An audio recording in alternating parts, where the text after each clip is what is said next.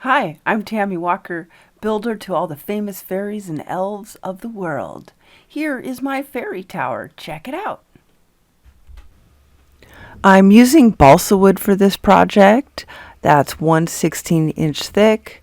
I can buy it online in sheets that come in 3 feet long and 4 to 6 inches wide, but it comes in different variety of sizes and thickness. But this seems to work best for me. I am slowly working on my house here, just freestyle, just a random project I thought I would do. Kind of inspired by I believe it's called the Gator Creek house in Alaska, and the Weasleys house in Harry Potter, and a few other houses mixed into the bunch here. I'm just slowly going through. I have ladders weaving in and through the floors.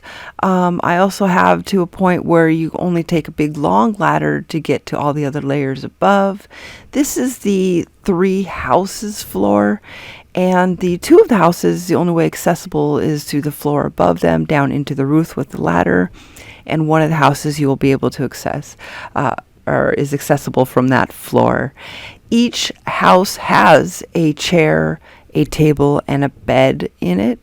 And the only thing different from the balsa wood that I used in this project is a chopstick, and that was the support there. And I also used some cardstock for part of the roof of these houses here to get those wavy and really detailed looks that you can't quite get with the balsa wood. And using too much balsa wood, it will stack up and make it too thick. So it's good to have these different materials on hand, easy to use, easy to paint. I call this my fairy tower, but I did come up with a little short story for this, which was kind of a little different and a little sad. But a little boy who grew up in an orphanage always wanted to go out in the world, buy some land, and build his own house. And he wanted to marry and have some children and grandchildren and fill his house full of love and family. So he grew up and he worked really hard, and he saved up enough money to buy his land, and he worked really hard and he saved up enough money to start building his house. And he started with the first part, and he thought, well, that's nice, but I don't really feel that it's big enough for all the people I want in this house. So he started building, and he kept building. And one day he's way at the very top of his house, and he looks down and he realizes that he is now an old man, and he can no longer find a wife to have children and get married, and he will no longer be able to have grandchildren.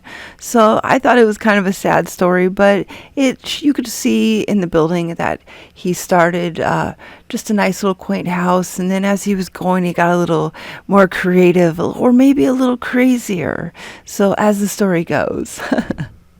I thought that would be cute for just a little story for my house. Some fun facts about my fairy tower is it took 151 hours to create, and 16 ounces of black paint. I did not take measure of how much wood I used, though, but it was quite a bit.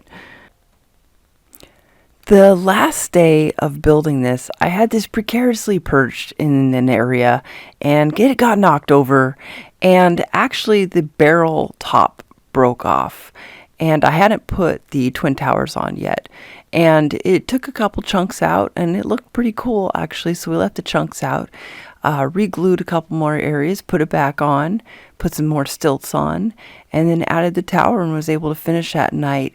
I have to say I was surprised that the stilted levels stayed together as much as it had, and thought that's exactly where it would break if it was to. So I was a little surprised there to see that it was just the barrel section that had broke off of the stage. My goal was to make this my height, 5 feet 6.5 inches, but I let this really tell me how tall as it was going to get, and that was 59.25 inches tall, almost 5 feet. So we have the twin towers at the top there, and the upside down building underneath that, which has no doors or windows to get to, and also has a chair upside down in it. And we've got the ladder going down, and the upside down house shares a roof with what I call the cat house. And that was because of that little landing that comes out to meet the ladder.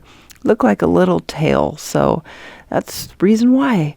And I have a little water tower on there too. I have the barrel which I made, that everything is sitting on there, and I balance that on 2 peaks of what I call the stage. And that's a really interesting diorama concept I'm going to try in the future. All the chairs are different heights. I've got tall chair, big chair, wonky chair. And this is the owl layer.